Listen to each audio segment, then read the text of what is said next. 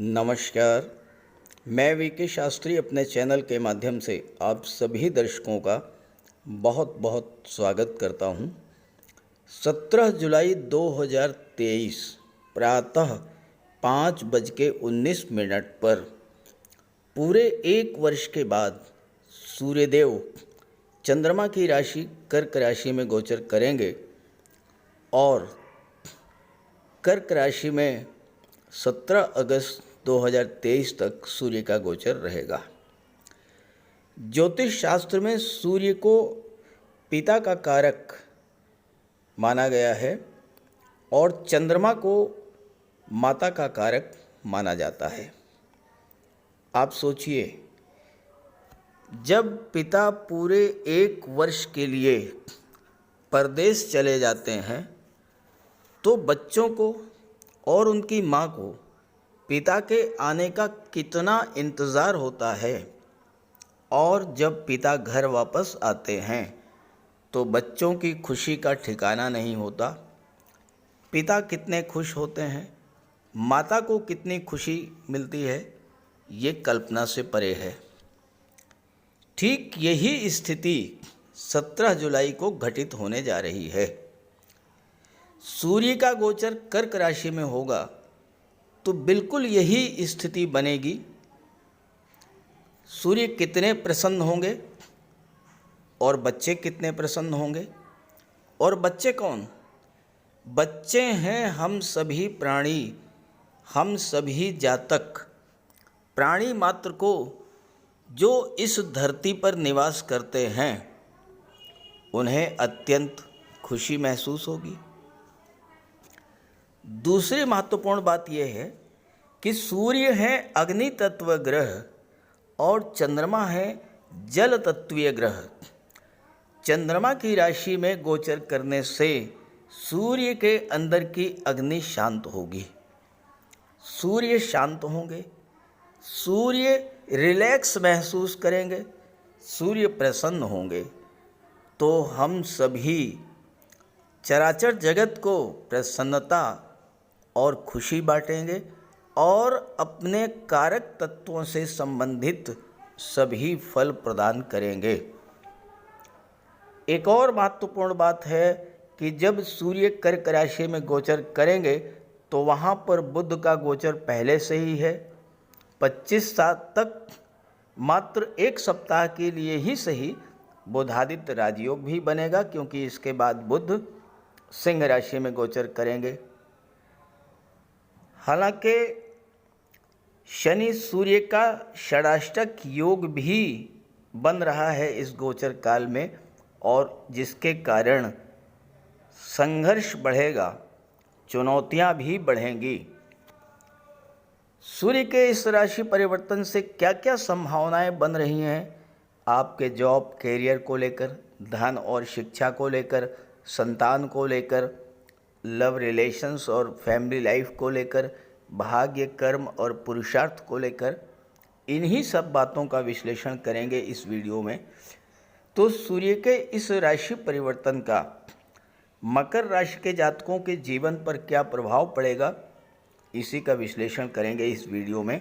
ये विश्लेषण आपकी चंद्र राशि के आधार पर किया जा रहा है और वीडियो के अंत में मैं आपको सूर्यदेव के उपाय भी बताऊंगा। ये है मकर राशि के जातकों की कुंडली। आपके लग्न के स्वामी हैं शनिदेव।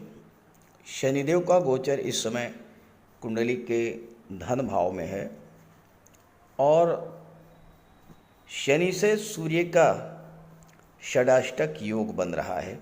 शनि से देखिए 1 2 3 4 5 6, शनि से सूर्य छठे पर हैं और सूर्य से शनि अष्टम में है, तो शनि और सूर्य का षडाष्टक योग बन रहा है। इस पर आगे चर्चा करेंगे। सूर्य का गोचर चंद्रमा की राशि में है। चंद्रमा क्या है? चंद्रमा है आपका मन। चंद्रमा जल तत्वीय ग्रह है, सूर्य अग्नि तत्व ग्रह है।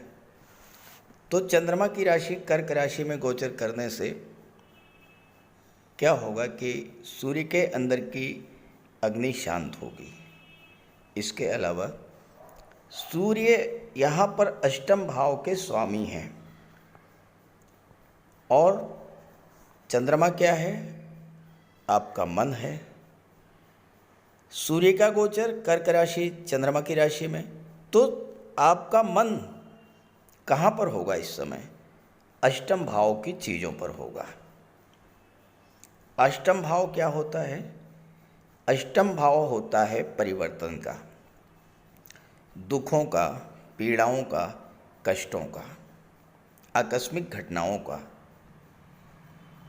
सूर्य का गोचर सप्तम में है और सप्तम से व्यापार का विचार किया जाता है। आप अपने व्यापार व्यवसाय से अगर संतुष्ट नहीं हैं, हो सकता है आपने कोई कार्य व्यवसाय शुरू किया हो और उसमें आपका मन न लग रहा हो, तो इस समय आपका मन अष्टम भाव पर है, यानी परिवर्तन पर है, तो आप अपने कार्य व्यवसाय में परिवर्तन करेंगे। लेकिन ध्यान रहे कि शनि की दृष्टि भी अष्टम पर पड़ रही है और शनि जो हैं इस समय वक्री हैं। तो वक्री अवस्था में शनि चाहते हैं कि जल्दबाजी ना करें। अब सूर्य अष्टम के स्वामी हैं तो परिवर्तन तो आप करना चाहेंगे। सूर्य शासन सत्ता के प्रतीक होते हैं, प्रतिनिधि हैं। सूर्य गवर्नमेंट को शो करते हैं। इस समय आप अगर कोई परिवर्तन करते हैं तो हो सकता है कि उसमें आपको गवर्नमेंट की तरफ से भी कोई मदद मिल जाए, कोई गवर्नमेंट स्कीम का आपको लाभ मिल जाए अपने व्यापार व्यवसाय को बढ़ाने के लिए। और अष्टम भाव क्या होता है? अष्टम भाव दुखों का, पीड़ाओं का, कष्टों का होता है। अभी तक आप जिन समस्याओं से जूझ रहे थे, जिन समस्याओं के कारण आप परेशान थे, हो सकता है 7.5 की वजह से, हो सकता है शनि के प्रभाव से, तो सूर्य का ये जो गोचर है 1 माह का, और इसके बाद 25/7 को यहाँ पर बुध भी आ जाएंगे। तो बुध तो बुद्धि के कारक होते हैं, बुध आपकी इंटेलिजेंस के कारक होते हैं। तो सूर्य का बुध की से का जो संबंध है, बुध का सूर्य की राशि में गोचर करना, ये आपको अपनी उन सभी समस्याओं से बाहर निकलने के लिए एक रास्ता निकालेगा, एक मार्ग आपको मिलेगा। आप अपने व्यापार व्यवसाय में परिवर्तन करना चाहते थे। अष्टम भाव जो होता है ये डीप रिसर्च का होता है। तो अपने व्यापार व्यवसाय में परिवर्तन करने से पहले आप डीप रिसर्च करें। रिसर्च का मतलब ये नहीं कि आप कहीं लैब में बैठ कर रिसर्च करें। रिसर्च का मतलब गहराई तक जाना, सोचना, समझना। आखिर आप जो कार्य कर रहे हैं, जो व्यापार आप कर रहे हैं, उस व्यापार में कहाँ पर क्या कमी थी जिसकी वजह से आपको वो फ़ायदा नहीं मिल रहा था जो आप लेना चाहते थे। यहाँ पर सूर्य आपके अंदर वो क्षमता डेवलप करेंगे कि जिससे आप सोच पाएंगे, गहराई से समझ पाएंगे कि अपने व्यापार व्यवसाय को किस तरह से बढ़ाया जाए, क्या परिवर्तन किए जाएं। और इसमें सूर्य आपको हेल्प करेंगे। किसी सरकारी अधिकारी का आपको सहयोग मिल सकता है, शासन सत्ता से जुड़े हुए, राजनीति से जुड़े हुए किसी व्यक्ति का सहयोग आपको मिल सकता है अपने व्यापार को परिवर्तन करने के लिए, अपने व्यापार को बढ़ाने के लिए। सूर्य और बुध का एक ऐसा संबंध है कि इसको अलग नहीं किया जा सकता। जहाँ भी सूर्य हैं वहाँ पर या तो बुध होंगे, या बुध सूर्य से पहले होंगे, या बुध सूर्य से बाद में होंगे। और यहाँ आप बुध जो है 25 जुलाई को सूर्य की राशि में आ जाएंगे और पूरे गोचर काल में 17 अगस्त तक बुध सूर्य की ही राशि में रहेंगे। इसके बाद भी रहेंगे क्योंकि सूर्य सिंह राशि में 1 अक्टूबर तक रहेंगे। तो यहाँ एक आपको फ़ायदा और मिलेगा कि जब बुध अष्टम में गोचर कर रहे हैं और भाग्य भाव के स्वामी हैं, तो अब आपको भाग्य का भी साथ मिलेगा। बुध भले ही अष्टम में है, लेकिन सूर्य की राशि में है और सूर्य पर अष्टम का कोई विशेष प्रभाव नहीं पड़ता है। कोई नया कार्य व्यवसाय आप शुरू करना चाहते हैं तो आप अष्टम भाव की चीज़ों से जुड़ करके शुरू कर सकते हैं। जैसे कि आप इंश्योरेंस के क्षेत्र में जा सकते हैं, शेयर ब्रोकर के रूप में काम शुरू कर सकते हैं, कमीशन एजेंट के रूप में कार्य शुरू कर सकते हैं, या आप रियल एस्टेट से जुड़ सकते हैं, प्रॉपर्टी डीलिंग का कार्य आप शुरू कर सकते हैं।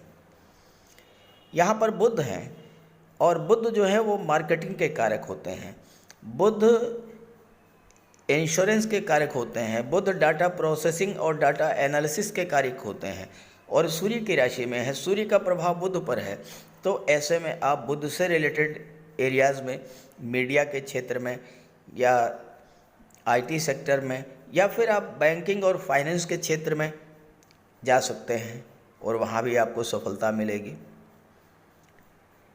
इस समय सूर्य चतुर्थ में है और शनि से षडाष्टक योग बन रहा है। षडाष्टक योग खराब योग माना जाता है। छठा भाव क्या होता है? चैलेंजेस का होता है। छठा भाव क्या होता है? बाधाओं का होता है। अष्टम क्या होता है? दुखों का, कष्टों का होता है।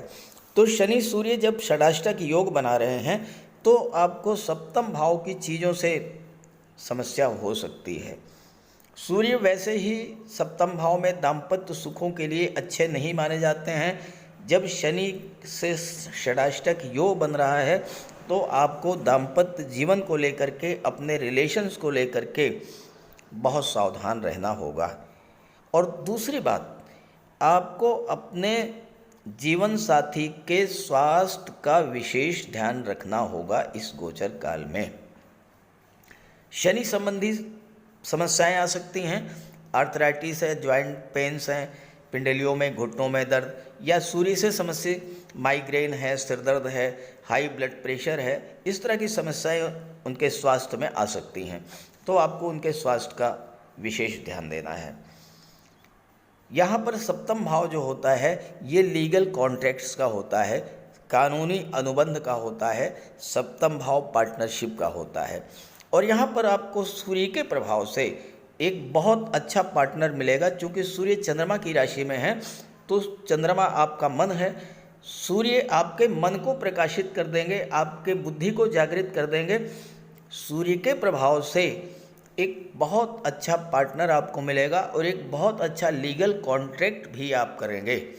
और इस समय आपको विशेष तौर पर गवर्नमेंट से जुड़े हुए, सरकार से जुड़े हुए जो भी कार्य हैं उन कार्यों में आपको सफलता मिलेगी। लेकिन शनि के प्रभाव से आपको ध्यान रखना होगा कि स्वास्थ्य, और सूर्य की दृष्टि आपके लग्न भाव पर पड़ेगी। लग्न भाव क्या होता है? लग्न भाव आपका व्यक्तित्व होता है, आप स्वयं हैं लग्न भाव।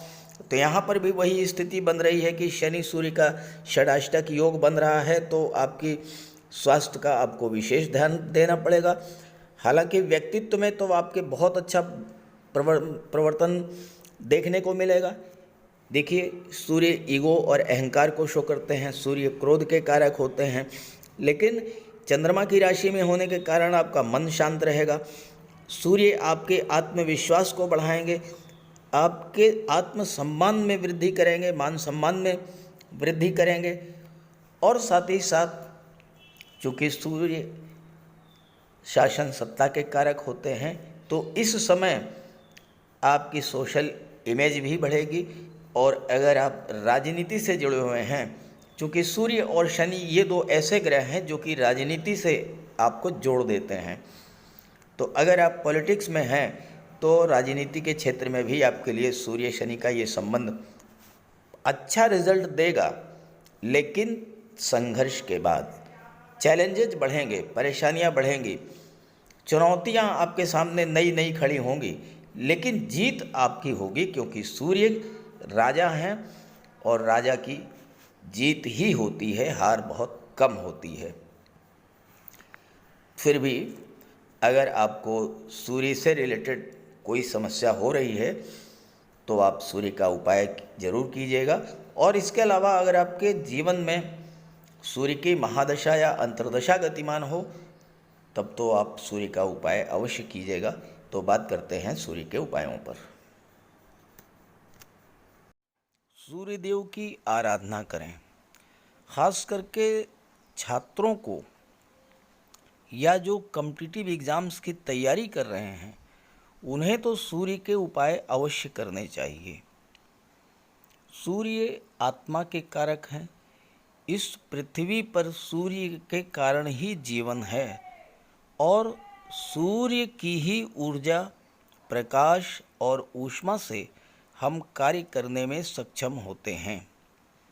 सूर्य देव की आराधना करेंगे, आत्मा को बल मिलेगा, आत्मविश्वास में वृद्धि होगी, कार्य करने की ऊर्जा प्राप्त होगी, जीवन में रोशनी आएगी, भाग्य चमक जाएगा और फिर आप सफलता की सीढ़ियां चढ़ते चले जाएंगे।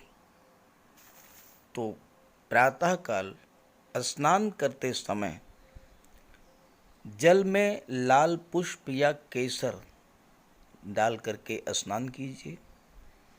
इसके बाद सूर्योदय से 1 घंटे के भीतर सूर्य देव को अर्घ्य दीजिए।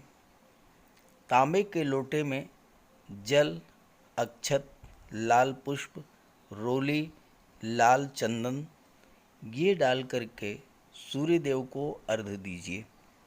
ध्यान रखें कि सूर्य देव को अर्घ्य 3 बार में देना है।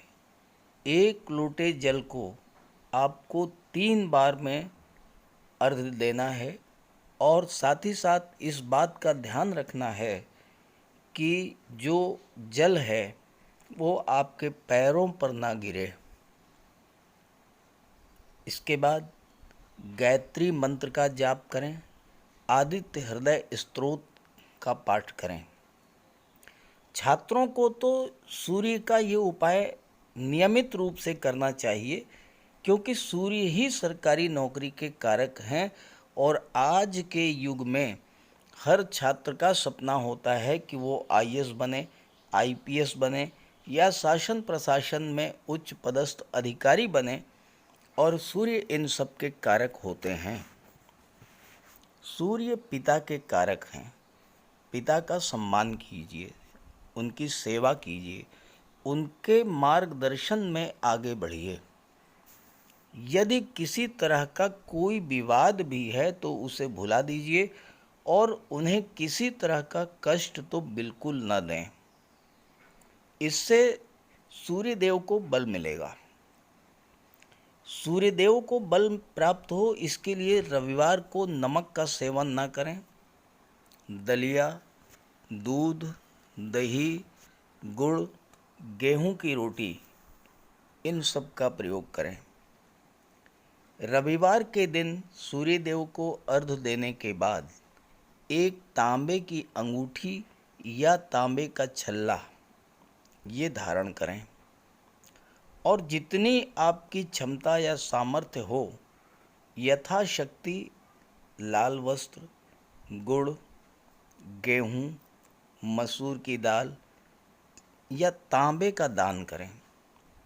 गौ माता की सेवा करें, उन्हें रोटी दें, चींटियों को चीनी दें, मछलियों को आटे की गोली खिलाएं। ध्यान रखें कि जो भी उपाय करें यो पूरे मन से करें। उपाय करते समय सूर्यदेव का ध्यान करें और साथ ही साथ अहंकार और क्रोध इनसे दूर रहें। आप ये उपाय करके देखिए, जीवन में इतना बड़ा परिवर्तन आएगा कि आप कल्पना नहीं कर सकते। तो मेरी बात से सहमत हों तो उपाय शुरू कर दीजिए और वीडियो अच्छा लगा हो तो अपने साथियों को, मित्रों को भी ज़रूर शेयर कर दीजिएगा। नमस्कार।